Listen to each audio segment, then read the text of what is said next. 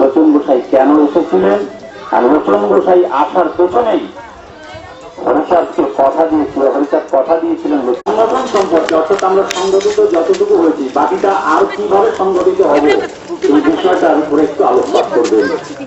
এই সর্বপ্রথমে এখন আলোচনায় অংশগ্রহণ করছে মাননীয় শ্রী যতীন্দ্রনাথ বিশ্বাস এবং চৌধুরী।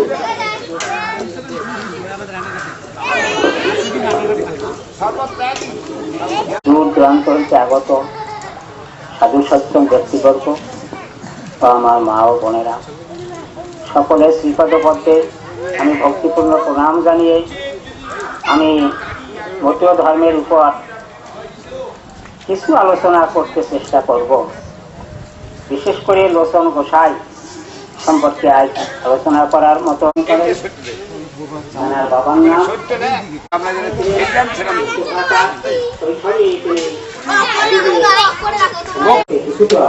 দেখতে পাই। তারপরে এই বিশ্বে যাহা মানুষের সবচেয়ে বেশি জড়াবেদিতে নিজে আকৃষ্ট হয়েছে, জড়াবেদি চেষ্টায় জড়াবেদি গ্রহণ করছে, কারণ তিনি চাইছিলেন এমন জিনিস যা তাকে দেখে মানুষের অশ্রদ্ধা জীবন দান করেন ঠাকুর বিশ্বনাথের। ঠিক আছে,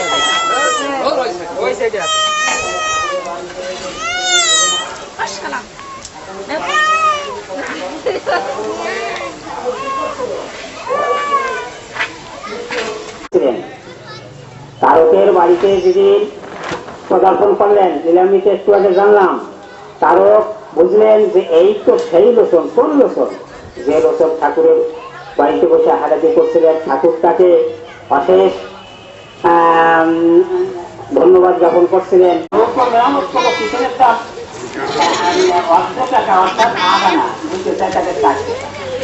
এমনভাবে চাইত্রিক বৈশিষ্ট্যটা লক্ষ্য করছে, কোন উদার অবলম্বন হলে মানুষ এই রাজ্যে পৌঁছে, অর্থাৎ সংসার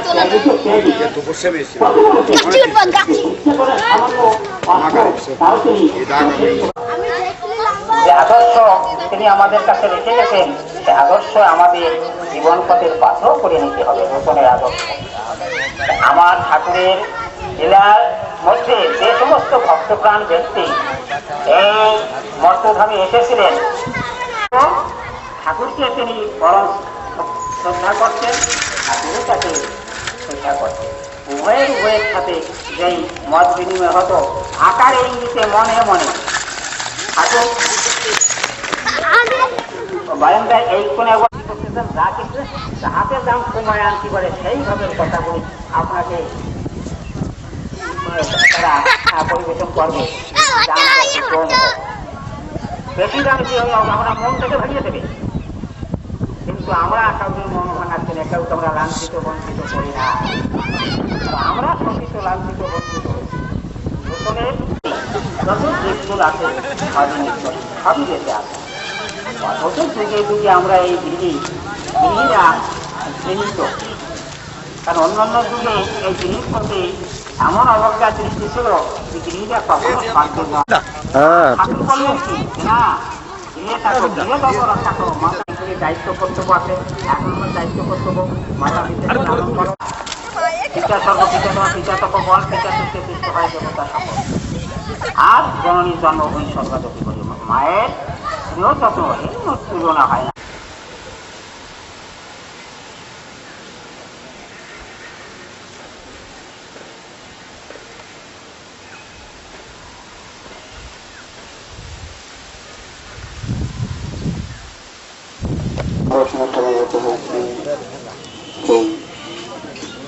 আমাদের এখানকার এই সরকারের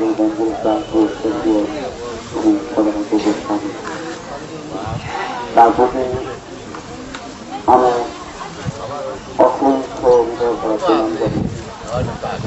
এখানে যারা হচ্ছেন গণমান্য ব্যক্তিগত মতুয়া মহাসংঘের বাবাপুর ধর্মাবলম্বী, তাছাড়াও মানুষের সম্পর্কে এবং তার মহোদয় ব্যক্তিরা তাদেরকে কর্তব্য প্রমাণ করিয়ে সংস্কৃতি দিয়েছে কথা বলছি। সাধারণত বছর নিয়ে এখানে এখানে যে ছোটবাবুর বাবা জীবিত অবস্থা তাদের সাথে তার সঙ্গে আমার প্রবেশ যে তার চরণগুলি আমি নিতে পেরেছি। যেহেতু ঘোষণায় বলা হয়েছে আমি দক্ষিণবঙ্গ নাগরিক সংঘ করি, একটি সর্বত্র মানবাধিকার সংগঠন, সেই সংগঠনের পক্ষ থেকে আমি আমরা তিনজনই এসেছিলাম প্রথমে তার সঙ্গে সাক্ষাৎ করতে, এবং তিনি তার আশীর্বাদ নিতে আমরা আমাদের মনের কথা জানাতে উনি আমাদের আশীর্বাদ দিয়ে গেছে, প্রথমে এগিয়ে যাও, আমি দেখতে পাচ্ছি তোমাদের উদ্দেশ্য সফল হবে। আমরা তার কাছে আশীর্বাদই পেয়েছি, এটা আমাদের সৌভাগ্য। ওখানে আমাকে বলতে বলা হয়েছে আমাদের মাননীয় সম্পাদক সুভাষ চক্রবর্তী, তিনি একটু সাহেবের তখন বলবেন না, সাহেব আমি বয়সে অনেকটাই নবীন বা বলার মতো ভাষা বা ব্যক্তিত্ব বা বুদ্ধি গভীর মধ্যে তেমন করে আসে না, তবু কিছু বলার চেষ্টা করছি। আমি যেহেতু মতুয়া ধর্ম সম্পর্কে বা মতুয়া দর্শন সম্পর্কে বিশেষ অভিজ্ঞ নেই বা বলার মতো কিছু আমার নেই, তবে এটুকু বলতে পারি বাংলাদেশে আমার পিতা মাতা, আমার ঠাকুরদা সবাই এই মতুয়া ধর্মাবলম্বন ছিলেন, এবং আমি শৈশবে দাঙ্গা দিয়ে বহু জায়গায় কীর্তন করতে গিয়েছি। এমনকি বর্ষার দিনে সেই পাশে জল এবং রাস্তায় কাদা, সেই কাদায় পাল্টিকে সেই জলের মধ্যে পড়ে সারা ভিজে অবস্থায় কীর্তন করে কাটিয়ে সকালের দিকে জামা শুকিয়ে গেছে, জামা প্যান্ট গায়ে, এরকম দিন আমার ছিল। যদিও ভাগ্যের পরিহাসে আমার পরিবেশ ত্যাগ করে এখানে আসতে হয়েছে। আজকে মতুয়া ধর্মাবলম্বী বা মতুয়া সম্প্রদায়, মতুয়ার সম্প্রদায় করবো না, কারণ আমরা দেখছি যে মতুয়ার একটা বিশেষ অন্যান্য কাজের মধ্যে দেখা যায়। তো উচ্চ শ্রেণীর আমরা যাদেরকে বলি ব্রাহ্মণ বা কাস্ট, তাদের মধ্যে দেখা যায় যে এই দমটাই সূর্যদের কাল বা নমদের কাল, এরকম এটা যখন তাদের একটা দিক, তেমনি আমারও মনে হয়েছে আমাদেরও একটা দিক, আমরা আমাদের মতুয়া দর্শনকে সবার মধ্যে প্রচারিত করতে পারি, এটা আমাদের একটা ব্যর্থতা আছে। আমাদের মূলত আলোচনা, আমি মতুয়া দর্শনের আলোচনা না গিয়ে যেহেতু আমাদের সংগঠনের নাম ঘোষণা করার সংগঠনের কথা আমি বলতে চাইছি। আমরা দক্ষিণবঙ্গ নাগরিক সংঘ নামে একটা মানবাধিকার সংগঠন করি, যে সংগঠনটা উদ্বাস্তিত, বিশেষ করে বাংলাদেশে উদ্বাস্তিত। বাংলাদেশে উদ্বাস্তিত সংগঠন কেন এবং উদ্বাস্তি থেকে আসতো কেন, প্রশ্নটা আসতেই পারে। আমরা একটা লক্ষ্য করে দেখেছি যে 1947 সালে দেশ ভাগ হয়ে যাওয়ার পর থেকে বাংলাদেশে রয়ে গেছি। 71-এর পর যারা বাংলাদেশ ছেড়ে এসছে তাদের মধ্যে মেজরিটি পার্সেন্টই কিন্তু নবসূত্র সম্প্রদায়, আমাদের নবসূত্র সম্প্রদায়। আমি দুবার ঠাকুরনগর গিয়ে লক্ষ্য করে দেখেছি, এবং আমি কিছুটা রিপোর্ট বা মানুষের কাছে কিছু কথা বলে জেনেছি, কথায় কথায় তারা প্রত্যেকেই বলেছে যে আমরা বাংলাদেশি। আমার দাদা, আমি তো এখানে প্রশ্ন করতে পারি না, বলেছি দাদা কোন জেলায় বাড়ি ছিল, কেউ ফরিদপুর, কেউ ঢাকা, কেউ যশোর, কেউ কতদিন হয়ে আসি, কেউ 20 বছর, কেউ 22 বছর, কেউ বুঝতে পারছি বাংলাদেশের কথা এখনো ঠোঁট থেকে যায়নি, যেমন আমার মতো, আমার দেশের ভাষা আমার মুখ থেকে এখনো যায়নি। বলে আমি এসেছি বহু আগে, আর কিন্তু বোঝা যায় শেষ 3 বছর আমরা লুকিয়ে পাচ্ছি। আমরা সচেতনতা জানি, আমরা হরিচাঁদ, গুরুচাঁদ, শান্তি মাতা বা তার পরবর্তী সময় আমাদের হরিচাঁদ গুরুচাঁদের বংশধরদের তাদের লীলা বা তাদের আধ্যাত্মবাদ বা তাদের কিছু অন্যান্য বিষয় সম্পর্কে আমরা সচেতন, কিন্তু আমরা আমাদের নিজেদের সম্পর্কে কিন্তু সচেতন নই। এটা একটা মজার ব্যাপার। হরিচাঁদ বা গুরুচাঁদ কিছু লীলা করে গেছেন, এখানে অনেকেই আমরা বলতে পারবো, মুখস্থ বলতে পারবো, কিন্তু আমরা আমাদের নিজেদের বিষয়ে একদম সচেতন নই। কেন নই?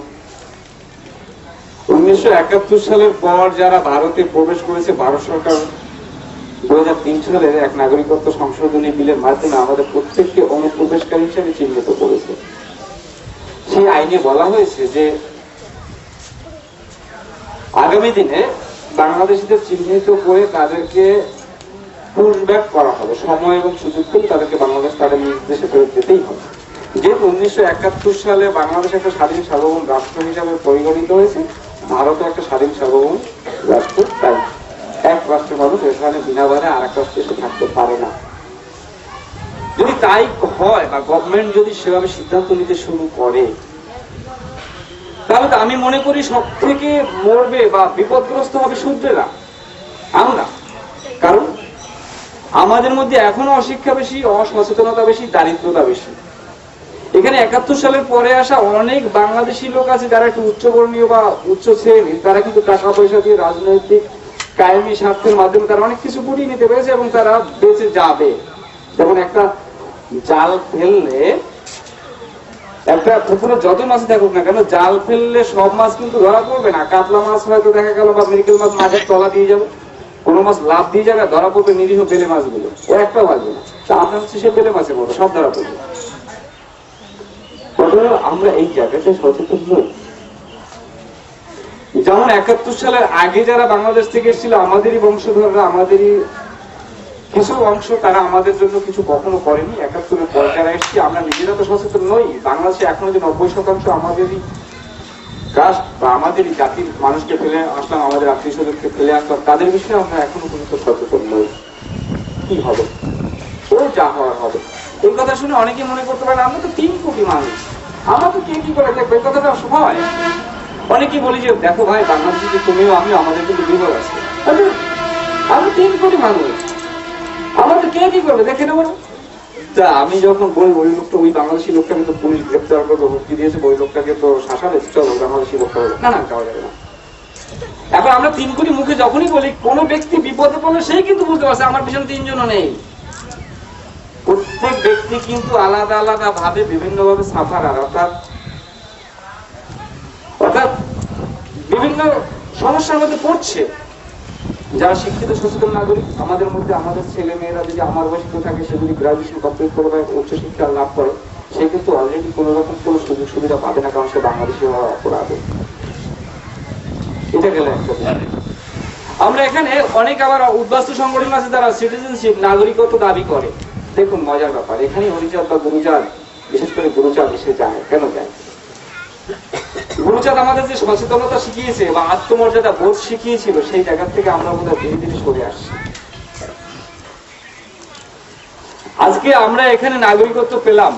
দেশভাগের ইতিহাস যদি আমি বলি, তাহলে দেশ যখন ভাগ হয়েছিল, ওই দেশে যদি আমরা এই দেশে এসে নাগরিকত্ব পাই, তাহলে ওই দেশে যে পরিমাণ সম্পত্তি ছিল, সেই পরিমাণ সম্পত্তির অধিকারী কিন্তু আমরা এখানে। গভর্নমেন্ট অফ ইন্ডিয়াকে দেবে সেই মুহূর্তে সেই জায়গা দেওয়া কি সম্ভব? সম্ভব না। আমরা এখানে এসে বিভিন্ন রাজনৈতিক দলের ছত্রছায়ায় তাদের বুলি আওড়াতে শুরু করে দিই। তাদের বুলি আওড়ায় তারা আমাদের জন্য করে, কতটুকু করে? যতটুকু করলে তাদের স্বার্থ সিদ্ধি বা স্বার্থ রক্ষা হবে, ঠিক ততটুকুই করে, তার বেশি কিছু নয়। কেউ কেউ বলছে হ্যাঁ নাগরিকত্ব পাওয়া যাবে, এখানে বহু খাস জমি আছে, সেই খাস জমিতে আমাদের জায়গা দিয়ে দিক, আমরা নাগরিকত্ব পেয়ে গেল, চাষ করে আমরা এই জন খেতে খাবো। তাই আমরা এখানে যারা বসবাস করি, এর মধ্যে যদি কেউ আপনারা বাংলাদেশে থাকে, তাহলে আমরা মনে হয় না এখানে যে আর্থিক অবস্থা ছিল বাংলাদেশ আর্থিক খুব খারাপ ছিল। তাহলে এখনো বাংলাদেশি মানুষরা পশ্চিমবঙ্গ তথা ভারতে যারা বসবাস করছে, তাদের মধ্যে শূদ্ররা, অর্থাৎ আমরা পিছিয়ে পড়া দলিতরা, রেল লাইনের পাশে, বস্তিতে, সব জায়গায় আমরাই বেশি। আমরা এখানে নাগরিকত্ব পেলে আমাদের এই জাতি, এই দলিত সম্প্রদায় আগামী 200 বছর আবার পিছিয়ে যাবে। কারণ আমরা এখানে শিক্ষা পাবো না, আমরা এখানে স্বাস্থ্য শিক্ষা থেকে শুরু করে কোনো কিছুই পাবো না। অর্থাৎ ওই বস্তির থেকে উঠে আসতে আমাদের আবার 200 বছর লাগবে। আমরা বস্তি বলতে সাধারণত বুঝতাম যে হিন্দুস্তানিদের কিছুটা ঘিঞ্জি এলাকা, যেখানে নোংরা আবর্জনা এরকম একটা, কিন্তু এখন পশ্চিমবঙ্গে আনাচে কানাচে ঘুরলে দেখা যায় বস্তি মানে হচ্ছে বাংলাদেশি উদ্বাস্তুদের ঢল, উদ্বাস্তু এলাকা। এবং সেখানে খোঁজ নিতে দেখা যাবে সেখানে আমাদের নবক্ষত্র সম্প্রদায় বেশি। এটা একটা জাতীয় দুর্ভাগ্য। আমাদের এই জায়গা থেকে উঠে আসতে হবে। শুধু তাই, আমরা আমাদের হরিচাঁদ গুরুচাঁদের যেখানে আবির্ভাব ভূমি, সেই ওরাকান্দির দাবিকে আমরা দীর্ঘদিন ছেড়ে দিয়েছি। যে ওরাকান্দি নিয়ে সেই ইংরেজ শাসকের থেকে ওখানে স্কুল বানিয়েছিলেন, যেটা আমি দেখেছি যে তাহলে কি মুসলমানদের ধর্মীয় অস্তিত্ব সারা পৃথিবীতে থাকবে? লোপ পেয়ে যাবে। ধর্মীয় অস্তিত্ব কখনোই থাকতে পারে না যদি তাদের মক্কা বা মদিনা না থাকে। তেমনি খ্রিস্টানদের জেরুজালেম বা আমাদের হিন্দু ধর্মের যারা কৃষ্ণ মথুরা বা বৃন্দাবনের অস্তিত্ব যদি শেষ হয়ে যায়, হিন্দু ধর্মের অস্তিত্ব ধীরে ধীরে লোপ পাবে। অযোধ্যার অস্তিত্ব লোপ পেয়ে গেলে ধীরে ধীরে হিন্দু ধর্মের অস্তিত্ব লোপ পাবে। আর আমাদের যারা পথ প্রদর্শক সেই হরিচাঁদ গুরুচাঁদ তাদের আবির্ভাব ভূমি ওরাকাদি যদি একদিন আমাদের কবজায় না থাকে, আমার কথাটাকে আপনারা অন্যভাবে নেবেন না, আমাকে বিতর্কের মুখে ঠেলে দেবেন না। আমার মনে হয় এটা আমার ব্যক্তিগত মত, মতুয়া ধর্মের সেই আজ হোক 200 বছর বাদ হোক মতুয়া দর্শনের কথা লোক পেতে শুরু করবে যদি কিনা আমরা সেই জায়গাটাকে, সেই পবিত্র জায়গাটাকে ধরে না রাখতে পারি। আর আমরা নিখিলবঙ্গ নাগরিক সংঘ উদ্বাস্তুদের এই আন্দোলনে উদ্বাস্তুদের এই কথাটাই শেখাই যে না, আমরা ভারতবর্ষে এসে এখানে ভিক্ষাবৃত্তি করব না। ভারতের রাজনৈতিক দলের দেওয়া একটা রেশন কার্ড অর্থাৎ একটা ভিক্ষার সার্টিফিকেট আর একটা ভোটার আই কার্ড আমরা মনে করি ওটা রাজনৈতিক দলগুলো বা নেতা নেত্রীর লেজু ধরার একটা লেজুবৃত্তি করার একটা পাশ মানে একটা কার্ড মাত্র, আর কিছুই না, করবো না। আজকে যদি আমাদের স্বাধীন স্বতন্ত্রভাবে জাগতে হয়, আমাদের অস্তিত্বকে টিকিয়ে রাখতে হয়, বিশ্বের বৃহৎ একটা সম্প্রদায় বাঙালি নমশূদ্র সম্প্রদায়কে যদি অস্তিত্ব টিকিয়ে রাখতে হয়, তাহলে আমরা যে আবেদন করছি আমাদেরকে যে অনুপ্রবেশকারী হিসাবে চিহ্নিত করে যে বিল পাস করেছে, আগামী দিনে এটা ভয়ঙ্কর আকার নেওয়ার আগে এই বিলের বিরুদ্ধে আমাদের বিশাল আন্দোলন সংগঠিত করতে হবে। আর তাতে আমাদের মতো সম্প্রদায় একটা বিশাল সংগঠিত শক্তি পশ্চিমবঙ্গের বুকে আমরা একসঙ্গে আওয়াজ তুললে আমরা মনে করি পশ্চিমবঙ্গ সরকার কাঁপতে বাধ্য। যদি সিদ্দিকুল্লাহর মতো একজন ব্যক্তির ওই 3-4টে জনসভা করে যদি পশ্চিমবঙ্গ সরকারের হৃৎপিণ্ড কাঁপিয়ে দিতে পারে, তাহলে আমরা মনে করি বাংলাদেশি উদ্বাস্তুদের যেভাবে অনুপ্রবেশকারী হিসেবে চিহ্নিত করে আগামী দিনে মৃত্যুর মুখে ঠেলে দেওয়া হচ্ছে, আমরা ওই সিদ্দিকুল্লাহর থেকে 10 গুণ বড় জনসভা করে পশ্চিমবঙ্গকে স্তব্ধ করে দিতে পারি। শুধু আমাদের সাহস দরকার আর রাজনৈতিক সংকীর্ণতার একটু ঊর্ধ্বে ওঠা দরকার। আর আমরা তা না পারলে আমাদের বিপদ অবশ্যম্ভাবী। আমরা এখানে কিন্তু নাগরিকত্বের জন্য লড়ছি না। কেন লড়ছি না জানেন? আমরা এখানে নাগরিকত্বের জন্য লড়াই করা মানে হচ্ছে বাংলাদেশে এই মুহূর্তে বসবাসকারী 2 কোটি হিন্দুকে বিপদের মুখে ঠেলে ফেলা অথবা বাঘের মুখে ঠেলে ফেলা। আমরা চাই ভারত সরকার এখানে শরণার্থী স্বীকৃতি দিক, তারপর ভারত সরকার বাংলাদেশ সরকার রাষ্ট্রসংঘ বুঝবে আমাদের নিয়ে কি করবে। আমাদের মাথার হেডেক তো আমাদের নয়, আমাদের নিয়ে কি করবা? কারণ আমরা দেশ ভাগ করিনি, আমরা সাধারণ সহজ সরল মানুষ। দেশ ভাগ করেছে তোমরা, আমাদের কি করবে সেটা তোমরা বুঝবে, আমরা কখনো বুঝবো না। আমরা গিয়ে কেন আমাদের মধ্যে সচেতনতা রাখলে আমরা কেন এখানে গিয়ে কোনো নেতার পায়ে ধরি যাতে আমার রেশন কার্ডটা দিন? কেন? রেশন কার্ড বা ভোটার আই কার্ড অথবা নাগরিকত্ব আমার জন্মগত অধিকার। কারণ আমরা আকাশে জন্মাইনি, আমরা মাটিতে জন্মগ্রহণ করেছি, পৃথিবীর কোনো না কোনো ভূখণ্ডে জন্মগ্রহণ করেছি, অর্থাৎ আমি কোনো না কোনো দেশের নাগরিক। আমি তো পৃথিবীর বেগে নাগরিক হয়ে থাকতে রাজি নই। বিশ্বে এখনো মানুষ হয়তো কোনো পরাধীন আছে, ইরাক বা ইরান পরাধীন থাকতে পারে, কিন্তু তারা বেনাগরিক নয়। আমরা কেউ স্বাধীন থাকতে পারি, কেউ পরাধীন থাকতে পারে। আমরা স্বাধীনও নই, পরাধীনও নই, আমরা নাগরিকই নই কোনো দেশের। স্বাধীনতা আর পরাধীনতার কথা পরে। তাহলে আমাদের মধ্যে যদি সচেতনতা আসে, আমরা যদি হরিচাঁদ গুরুচাঁদের ভক্ত হই, তাহলে আমাদের মধ্যে কোথায় সচেতনতা আছে? আমি ওই কথাই বলেছিলাম প্রথমেই যে হরিচাঁদ গুরুচাঁদ সম্পর্কে আমাদের সচেতনতা বহু আছে, কিন্তু আমাদের নিজেদের সম্পর্কে সচেতনতা নেই। আজকে এই নাগরিকত্ব দেওয়ার দায়ভার আমাদের নয়, নেওয়ার দায়ভার আমাদের নয়, দেওয়ার দায়ভার ভারত সরকারের, বাংলাদেশ সরকারের, রাষ্ট্রসংঘের। এটা বর্তমান রাষ্ট্রসংঘের ঘোষিত নীতি। আমরা সেই জিনিসগুলো না বুঝে আমরা রাতের অন্ধকারে রাজনৈতিক দলের পায়ে ধরে আমরা দিশাহারা। বাংলাদেশে বসবাসকালে আমরা বাংলাদেশে আওয়ামী লীগ বিএনপি যা বলেছে, যেভাবে কাজ করেছে সেভাবেই কাজ হয়েছিলাম। পালিয়ে এসে যদি দেখছি যে না এবার কাজ হয়ে থাকা যাবে না, আবার মারবে, আর শেষ নেই। রাতের অন্ধকারে পালিয়ে এই দেশে এসে এখানকার রাজনৈতিক দলগুলো, এখানকার বিভিন্ন ব্যক্তিত্ব, বিভিন্ন সংগঠন যে কথা বলে আমরা সেইভাবে, অথবা আমরা যেন পুতুল যেভাবে হাত পা বেঁকিয়ে দাঁড় করিয়ে দিল আমরা সেভাবে দাঁড়িয়ে থাকলাম। কেন? আমাদের সচেতনতা তাহলে কোথায়? আমাদের একটাই কথা, আমাদের শরণার্থী স্বীকৃতি দেওয়া হোক, আর তার জন্য গর্জে উঠতে হবে সবাই। আজকে শরণার্থী স্বীকৃতি দেওয়া মানেই ভারত সরকার, রাষ্ট্রসংঘ তথা বাংলাদেশ সরকারের দায় এই মানগুলো নিয়ে কি করবে। আর আমাদের তারপরের দাবি, এই উদ্বাস্তু সমস্যার চিরস্থায়ী সমাধান ঘটাতে গেলে বাংলাদেশের 1/3 সম্পত্তি অর্থাৎ বর্তমানে 50,304 বর্গ কিলোমিটার এরিয়া নিয়ে বাংলাদেশ স্বাধীন হোমল্যান্ড সংখ্যালঘুদের জন্য। এছাড়া উদ্বাস্তু সমস্যার কোনোদিন সমাধান হতে পারে না, আপনার আমাদের শুদ্ধ জাতির কোনোদিন সমাধান হতে পারে না। আজকে আমাদের স্বাধীন হোমল্যান্ডের দাবিকে যদি আমরা সারা বিশ্ব জুড়ে সম্প্রচার করতে পারি, তাহলে একটা জিনিস হবে, যে এখনো পর্যন্ত আমাদের সেই হোমল্যান্ডে যারা বসবাস করবে তাদের মধ্যে 90 থেকে 95% থাকবো আমরা শূদ্ররা, ওখানে আমাদের শূদ্ররাজ কায়েম হবে, গণতান্ত্রিক উভয়ই হোক। এখন সেক্ষেত্রে কথা আছে যে আমাদের সংগঠনের নেতা সুভাষ চক্রবর্তী, তুমি কেন বাবা চক্রবর্তীর দলে গেলে, এটা নিয়ে আমাকে অনেক সময় কথা শুনতে হয়। এখন চক্রবর্তী বা বোস বা হালদার বা মন্ডলের সঙ্গে একটা বিরোধ দীর্ঘদিন ছিলই, আছে, আগামী দিনে হয়তো থাকবে। কিন্তু ইতিহাসে এমন কোনো দেখা যায় না, ব্রাহ্মণরা সবসময় তারা ছিল শিক্ষা এবং কৌশলে আমাদের থেকে এগিয়ে, তাই কিন্তু তারা আমাদের উপর কৌশল ভেজে ভেজে আমাদের থেকে এগিয়ে গেছে। ব্রাহ্মণরা আমাদের মেয়েদেরকে নিয়ে খুব গন্ডায় গন্ডায় নিয়ে তারা বিয়ে করেছে বা হত্যা করে নদীতে ভাসিয়ে দিয়েছে, এরকম কাহিনী খুব কম। যেটা করেছে তারা আমাদেরকে খাটিয়েছে বা আমাদের তারা বশ করে রাখার কৌশল করেছে মাত্র। কিন্তু ইসলামী মৌলবাদ আমাদের লক্ষ লক্ষ হাজার হাজার রমণীকে ওরা যেভাবে অত্যাচার করেছে, আমাদেরকে যেভাবে আমাদের রক্ত বইয়েছে, তার বিরুদ্ধে আমাদের কোনো কথা নেই কেন? আমি কিন্তু খোলা মনে কিছু কথা বলছি, কারণ আঘাত লাগলে আমার কিছু করার নেই, বাবা আমাকে মার্জনাও করবেন। এখানে এসে দেখা যায় যে আমরা এখানে এসে কেউ কেউ রাজনৈতিক দলে এসে না মুসলিমদের বিরুদ্ধে কিছু বলা যাবে না। আরে বাবা, ইসলামী মৌলবাদের বিরুদ্ধে বলা মানে তো একটা ভদ্র মুসলমানের বিরুদ্ধে বলা নয়। তাহলে হিন্দুত্ববাদীর বিরুদ্ধে যদি বলা হয় তাহলে আমিও এই কথা বলতে পারি, আমি হিন্দু, আমার বিরুদ্ধে বলছি না, ওরা বলছি হিন্দু মৌলবাদের বিরুদ্ধে বলছি, আমরা সব হিন্দুর বিরুদ্ধে বলছি, তাহলে আমিও তো ইসলামী মৌলবাদের বিরুদ্ধে বলছি, সব ইসলামের বিরুদ্ধে তো আমার বক্তব্য নেই, বুঝে ওটা করা যাবে না। এখানে কেউ কেউ স্বপ্ন দেখে যে না ওই মুসলিমদের করার জন্য ওদের ভোটটা নিয়ে দিল্লি ক্ষমতা দখল। আবার আমরা বিএসপি যারা করি সাধারণত তারাও স্বপ্ন দেখে আমরা 85%। আমি বললাম ভাই আমরা 85% কিভাবে, কারণ আমি মুসলিমদের নেই 85%। ও আচ্ছা, তাহলে মুসলিমদের বা ইসলামী মৌলবাদীদের যারা আমরা যেভাবে আক্রান্ত হচ্ছে কথা বলা যাবে না।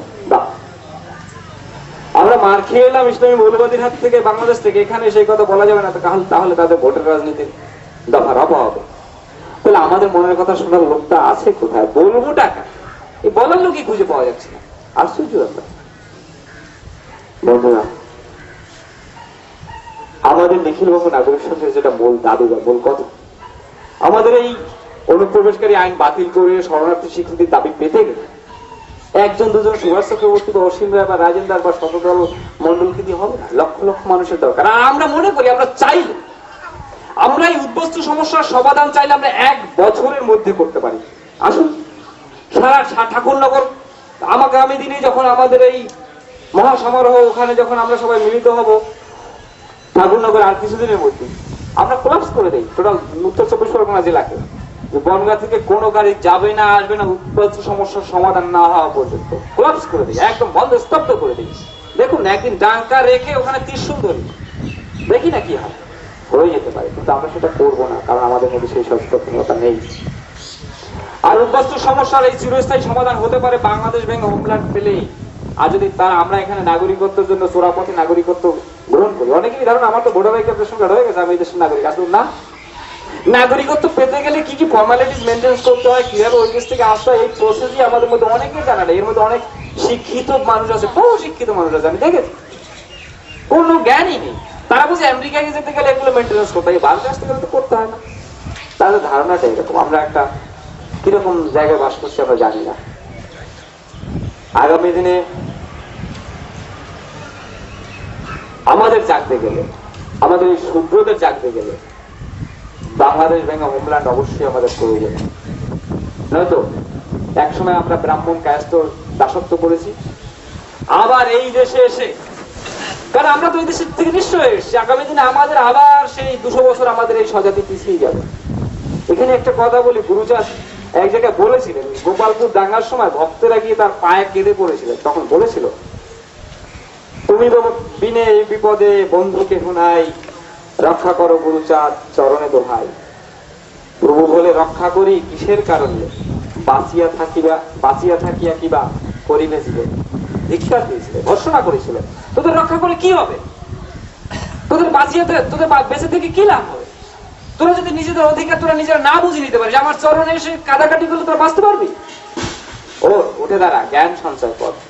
আরেক জায়গায় বলেছিল কায়স্থ ব্রাহ্মণ আদি বল কোন গুণে, ভদ্রলোক আখ্যা পায় কিসের কারণে, বিদ্বান তাহারা সবে এই যেন মূল, বিদ্বান হইলে ভদ্র কথা নহে ভুল। নমসূত্র চেষ্টা করি হওগে বিদ্বান, দাঙ্গাবাজ গালি যাবে পাইবে সম্মান। অর্থাৎ আমাদেরকে বিদ্যান হতে বলেছিল, সচেতন হতে বলেছিল। আমরা অনেকেই বিদ্যান হয়েছি। একটা কথা চালু আছে, যারা নমশূদ্রদের মধ্যে যারা নাকি বিদ্যান হয় তারাই কায়স্থ হয়ে যায়। আসলে কথাটা অনেকাংশে ঠিক, অনেকাংশে কথাটা ঠিক। তাহলে সেই ব্রাহ্মণ বা সেই কায়স্থ যে নমশূদ্র বিদ্যান হয়ে কায়স্থ হয়ে গেল, তার থেকে সুভাষ চক্রবর্তীর কোথায় যে শূদ্রদের জন্য লড়ে যাচ্ছে বাংলাদেশে এখনো 2 কোটি শূদ্রদের জন্য এই সুভাষ চক্রবর্তী লড়ে যাচ্ছে। এখনো যে স্টোভে পাম্প করে একটা ভাঙা কুটিরে থেকে খায়, যে বেচারি মাস গেলে 50,000 টাকা ইনকাম করতে পারে, সেই 50,000 টাকা ইনকাম না করে অন্যের দেওয়া দাগ খেয়ে আজকে বাংলাদেশি হিন্দুদের জন্য লড়েছে। সে কি শুধু বাংলাদেশি ব্রাহ্মণ কটার জন্য লড়ছে? না বাংলাদেশি হিন্দুরা লড়লে তার মধ্যে 90% নমশূদ্ররা বাঁচবে? তাহলে তাকে আমাদের আপন করে নিতে অসুবিধা কোথায়? আর আমরা যদি শুধু ব্রাহ্মণ বিদ্বেষী হই বা কায়স্থ বিদ্বেষী হই, তাহলে কিন্তু আমাদের হবে না।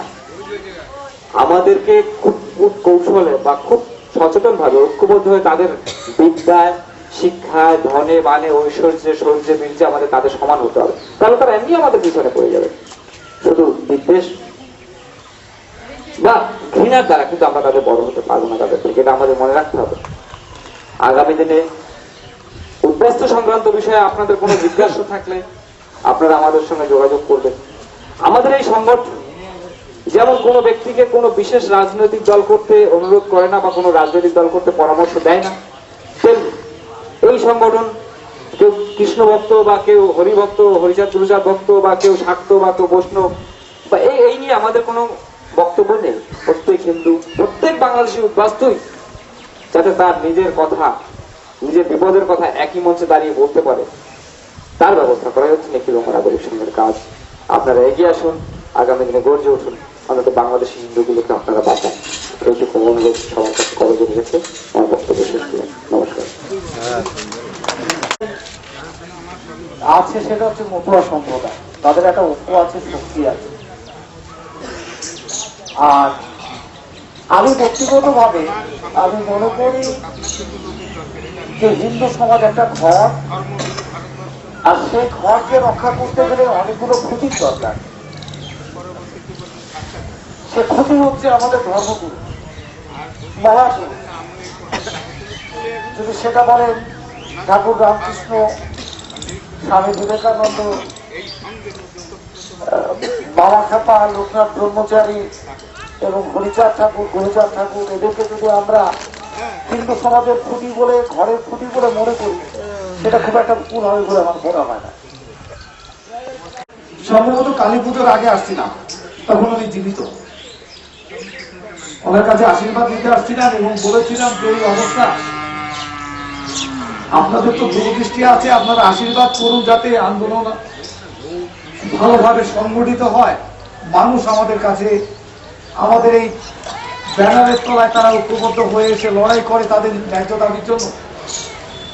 তখন উনি হাওয়া হাওয়া করে কেঁদেছিল, এই ঘরের মধ্যেই হাওয়া হাওয়া করে কান্না করে বলেছিল ওনার জন্মভূমি ফিরে আসা। আপনাদের আশীর্বাদ আমরা চাই।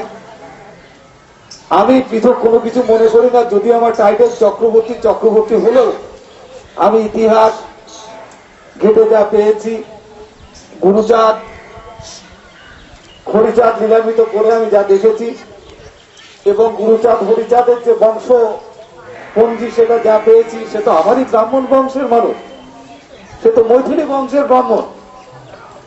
পতিত উদ্ধারের জন্য এসেছিল, যেমন চৈতন্য মহাপ্রভু, গৌরাঙ্গ মহাপ্রভু এসেছিলেন এই হিন্দু সমাজের জাতিভেদ প্রথা ভেঙে দিতে, চূর্ণ বিচূর্ণ করতে, পতিত মানুষকে উদ্ধার করতে। এ হরিবল নাম, এ তো শক্তি নাম, এ ভক্তির নাম, এ তো মধুর নাম। এর সাথে আমাদের কোনো পার্থক্য নেই। এই হরিনাম, মতুয়া সম্প্রদায়ের এক হাতে হরিনাম, আর এক হাতে যে এই যে ঝান্ডা এবং তাদের উদীয়মান পতাকা, তারা যে উঠে তুলে জয়ডঙ্কা বাজিয়ে তারা যে যাচ্ছে, এ তো আমারই সংস্কৃতি। যে ব্রাহ্মণরা বোঝে না তাদেরকে বোঝাতে হবে, তাদের মধ্যে মতুয়া দর্শন, মতুয়া ধর্ম সম্পর্কে তাদেরকে বোঝাতে হবে, তাদেরকে জানাতে হবে যে এটা শুধু ব্রাহ্মণ কাস্ট বিদ্বেষী নয়। আর মানুষ শিক্ষিত হলে বা অর্থনৈতিক ভাবে উন্নত হলে, যখন আমি নিজে দেখেছি আমার মা, আমার বাবা আমার বাবা যাই হোক একটু লিবারেল ছিল, আমার মা, আমরা প্র্যাকটিক্যালি আমরা কপালি সম্প্রদায়ের ব্রাহ্মণ। তো কপালি মানুষ এসে আমাদের বাড়িতে খেলে থালা বাসন ধুয়ে দিতে হতো। আজকে সেই জিনিস আমরা উঠিয়ে দিয়েছি। শিক্ষিত হতে হবে, আধুনিক শিক্ষা গ্রহণ করতে হবে, অর্থনৈতিক ভাবে এগিয়ে যেতে হবে, বুদ্ধিতে এগিয়ে যেতে হবে। এগুলো যদি আপনারা এগিয়ে যেতে পারেন, এগুলো থাকবে না। আমি নিজে ব্রাহ্মণ, খুব অবাক হয়ে যাবেন। আমাদের বাড়ি থেকে 4 কিলোমিটার দূরে ছিল হাট। এখানে বাড়িগঞ্জের কোনো লোক থাকলে আপনি জানবেন যে ঘিওর হাট নামে একটা বিখ্যাত হাট ছিল। বাবার সাথে হাটে গিয়েছি মাথায় ধামা নিয়ে, বেতের ধামা। 14 মাসের দিন হাটটা করে কি হলো ব্যাপারটা। তো যাই হোক, বাবা আমাকে বললো চুপ করতে, বাবা জল টল খেয়ে যথারীতি 2টো গ্লাসই আমার বাবা ধুয়ে দিল। রাস্তায় এসে জিজ্ঞাসা করলাম, বাবা গ্লাসটা হঠাৎ ধুতে হলো কেন? বলে, আরে আমরা কপালি ব্রাহ্মণ, ওরা হচ্ছে কায়েদের ব্রাহ্মণ, তাই আমাদের হচ্ছে। এটা 10 বছর আগের ঘটনা বলছি, বড়বাজারে। তা সেই নিয়ে বিতর্ক, চরম বিতর্ক, যে আমি কাপ ধোবো না। কেন আমি কাপ ধোবো? বলছে तुम लोग बाঙালি ব্রাহ্মণ হ্যাঁ, तुम लोग अंडा मछली खाता है, इसीलिए কাপ ধুলাই करना पड़ेगा। তা আমি জিজ্ঞাসা করলাম, আমি আসছি তোমাকে চা দিতে বললো যে, আর চা যখন দিয়েছো আর চা যখন আমি খেয়েছি, তাহলে আমি কেন কাপ ধরবো? এটা কোনো মানে নেই। কুসংস্কার, অশিক্ষা, কুশিক্ষা মানুষকে বিভেদ করে রেখেছে। সেটা আমাদের ভাঙতে হবে, সংঘবদ্ধ হতে হবে। সেটা বিচ্ছিন্ন ভাবে বললে হবে না। যারা এই সমস্ত বিশ্বাস করে না, যারা এই সমস্ত বিরুদ্ধে লড়াই করে, তাদেরকে সাথে নিতে হবে। সাথে নিয়ে এই সমাজের যে কুসংস্কার আছে, সেটা যেমন ব্রাহ্মণ সমাজের কুসংস্কার ভাঙতে হবে, আবার যেমন আমাদের হিন্দু সমাজের অন্যান্যদের মধ্যে যে কুসংস্কার আছে, সেগুলো দূর করতে হবে। যেটা বিচার বিবেক দিয়ে বোঝা যাবে, যেটা মানবতা বিরোধী, সেটা অবশ্যই আমাদের ত্যাগ করতে হবে। যেরকম সুযোগ পাই আমরা সেখানেই প্রচার করি, কারণ আমরা জানি, আমরা বুঝতে পারছি, দেখতে পাচ্ছি, এই যে 5 কোটি মানুষ, এই 5 কোটি মানুষকে বাঁচতে গেলে এই রাস্তা ভিন্ন, আর সামনে দ্বিতীয় কোনো রাস্তা নেই, কোনো রাস্তা খোলা নেই। আমরা আগে সেই রাস্তাগুলো পরিষ্কার করছি। আপনারা ঐক্যবদ্ধ হন, আপনারা সংঘবদ্ধ হন, আগামী দিনে যাতে আমাদের ন্যায়সঙ্গত অধিকার আমরা আদায় করতে পারি, এই জন্য আরো বেশি শক্তি বলে আপনাদের চরণে নিবেদন রেখে আমার মতো ক্ষুদ্র বক্তাকে আপনাদের এখানে সুযোগ দেওয়ার জন্য সবাইকে প্রণাম জানিয়ে, অসংখ্য প্রণাম জানিয়ে আমি আমার বক্তব্য তার প্রস্তুতি আশীর্বাদ করলেন, সুস্থ হয়ে যায়। সেই মানুষ এখানে দাঁড়িয়ে বক্তব্য রাখলেন, খুব ভালো লাগলো। মাননীয় সভাটাকে আমরা আরো চাই এইভাবে মানুষের জনজাগরণের জন্য। সুদর্শন স্পিকার নহটা, আপনি এখন দাঁড়ান।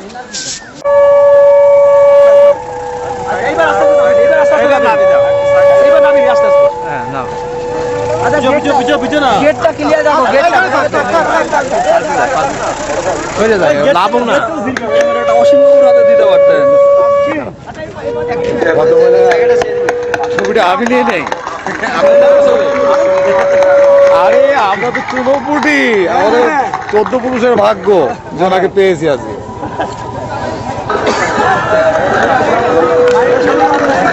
বাসন্তী ওয়ারিয়র জিন্দাবাদ, জিন্দাবাদ। দেখে দিদি, আপনি একটু এদিকে আসুন। খুব সাবধান দাদা।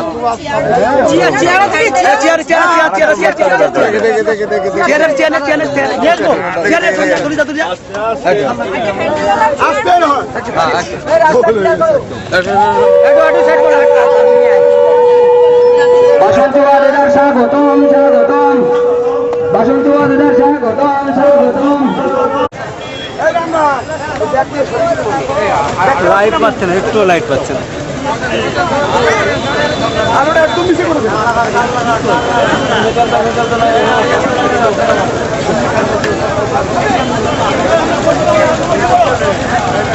দাদা যেসব মানুষদের, যেসব মনীষীদের কথা আমরা প্রতিদিন স্মরণ করি, বিনয়, বাদল, দীনেশ,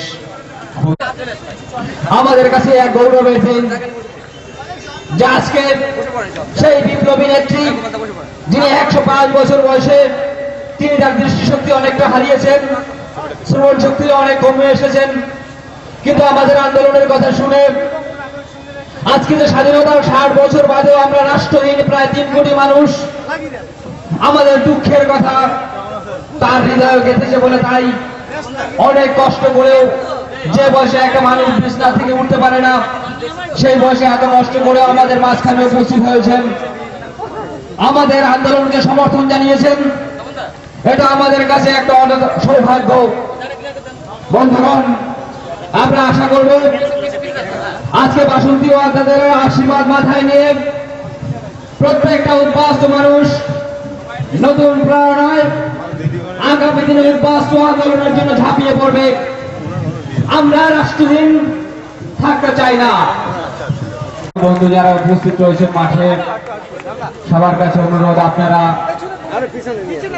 যে ধৈর্যের পরিচয় দিয়ে বসে আছেন আপনাদের কাছে কৃতজ্ঞ। আন্দোলন কোন বিচ্ছিন্নতাবাদী আন্দোলন নয়, আমাদের আন্দোলন কোন সন্ত্রাসবাদী আন্দোলন নয়, আমাদের আন্দোলন কোন রাজনৈতিক পৃষ্ঠপোষকতার আন্দোলন নয়, আমাদের আন্দোলন মানবাধিকার আন্দোলন। এখানে উপস্থিত হয়েছেন বিভিন্ন মিডিয়ার রিপোর্টার। আপনারা হয়তো জানেন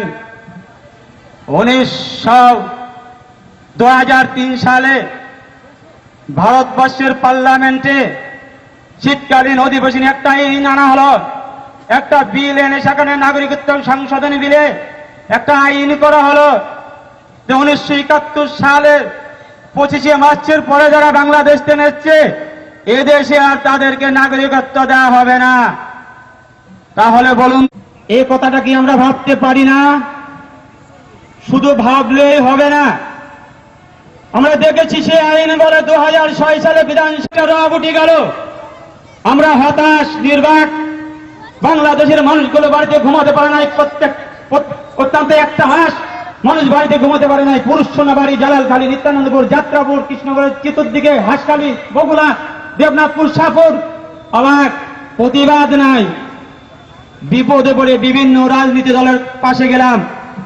রাজনীতির নেতারা বলছে আমাদের কিছুর করার নেই, তোমরা থাকো, একটু পালিয়ে টালিয়ে থাকো।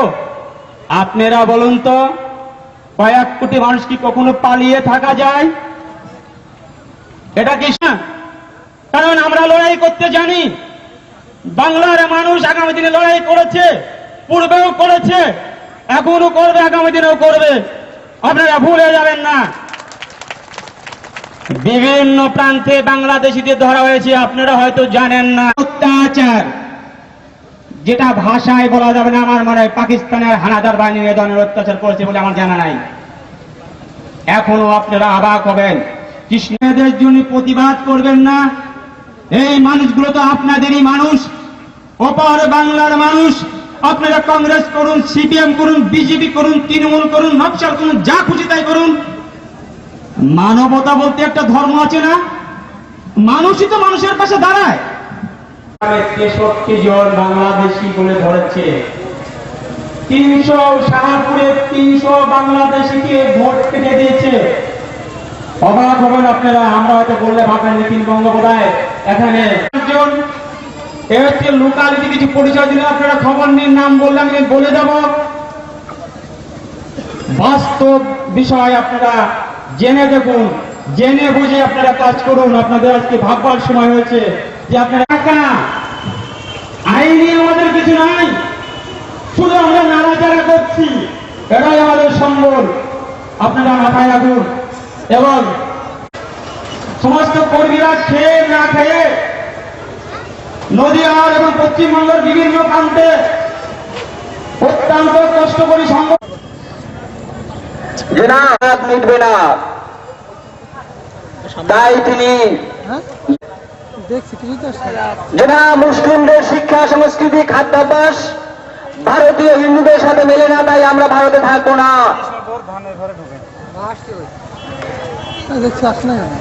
ভারত শিক্ষা সংস্কৃতি, ঠিক এই দুজনের তীব্র ইচ্ছায় মুসলিম জনগণের খেপিয়ে দিয়ে তৎকালীন অখণ্ড ভারতের 95% মুসলিমরা পাকিস্তানের পক্ষে ভোট দিল। অচিরেই ভারতের মেরুদণ্ডহীন রাজনৈতিক নেতৃত্ব দ্বিজাতিতত্ত্বের ভিত্তিতে সাম্প্রদায়িক রাজনৈতিক উদ্দেশ্য প্রণোদিতভাবে দেশ ভাগ করল। আর দেশ ভাগের ফসল আজকের জনসভায় দাঁড়িয়ে আমি, আপনি, আপনারা সবাই।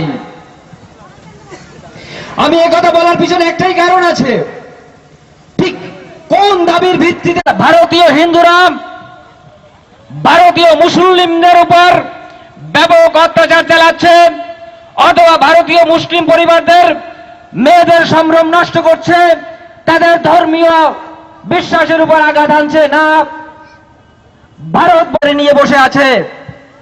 কিন্তু এই কথা প্রত্যেক ভারতবাসীকে বুঝতে হবে, ভারত প্রাগ ঐতিহাসিক কাল থেকেই ধর্ম নিরপেক্ষ।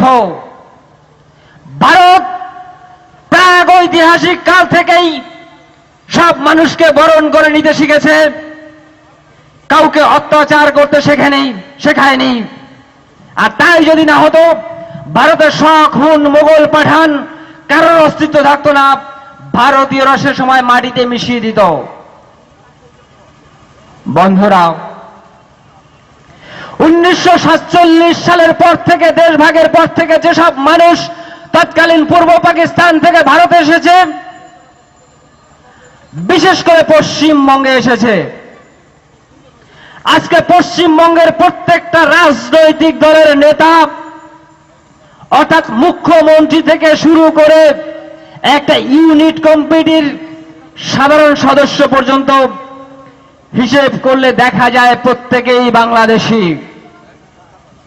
আজকে বাংলাদেশি উদ্বাস্তুদের উপর যারা লাঠি ঘোরাচ্ছেন, আজকে নিখিলবঙ্গ নাগরিক সংঘ করতে পারবেন না বলে যারা বাধা দিচ্ছেন, তাদের অতীত ইতিহাস বেশি দূর না গেলেও দেখা যায় যে তারা 1947 সালের পরে, শুধু তাই নয়, দেখা যায় যে 1971-এর পরে আসা বহু লোক এখানে এসে নেতা হয়ে তারা বাংলাদেশিদের উপরই খবরদারি করছে। 1947 সালের পরে যেসব বাংলাদেশি মানুষ এসে এখানে কলোনিতে আশ্রয় গ্রহণ করেছেন, চাকদার বুকে যেমন রয়েছে বরিশাল কলোনি, পাবনা কলোনি, হাতে ব্যবসা বাণিজ্য ছিল তাদেরই হাতে, তারা তাদের সম্পূর্ণ জেলাটা হারিয়ে আজকে একটা কলোনি বানিয়ে তার নাম পাবনা কলোনি নাম দিয়ে এখনো আত্মগর্বে বলিয়ান হয়ে বুকে থাপ্পড় মারে আমরা পাবনার লোক। লজ্জা হওয়া উচিত তাদের। তারা কখনোই নিজেদেরকে প্রশ্ন করেনি যে আমরা টোটাল পাবনা জেলার 65% জমির অধিকারী ছিলাম, কেন আজকে একটা চাকদার বুকে ছোট্ট কয়েক একর জায়গা নিয়ে পাবনা কলোনির বাসিন্দা হব? যারা 2 কাঠা জায়গা 5,000 টাকা অনুদান পেয়ে বিভিন্ন কলোনিতে বসবাস করেছেন, তারা কোনোদিন ভারত সরকারের কাছে এই প্রশ্ন করেননি। দেশ ভাগ আপনারা করেছেন। আজকে আমি বসবাস করতাম তৎকালীন পূর্ব পাকিস্তান, যেখানে নদী মাতৃক শস্য শ্যামলা উর্বর ভূমি, আমার 10 বিঘা অথবা 20 বিঘা সম্পত্তি ছিল। আমি কেন আন্দামান অথবা দণ্ডকারণ্যের ওই 5 কাঠা অনুর্বর জঙ্গলি পাথুরে জমি নেব? এ কেমন দেশ ভাগ, এ কেমন পুনর্বাসন? আমরা এই পুনর্বাসন মানি না। এই প্রশ্ন তৎকালীন উদ্বাস্তুরা কখনোই করেননি। শুধু তাই নয়, সেই উদ্বাস্তুরা আজকালকার কোন না কোন রাজনৈতিক দলের ছত্রছায়া থেকে আজকালকার যুগে বড় নেতা হয়ে বুকের পাঠা বাড়িয়ে আজকে বাংলাদেশি উদ্বাস্তুদের নীতিজ্ঞান শেখাচ্ছেন।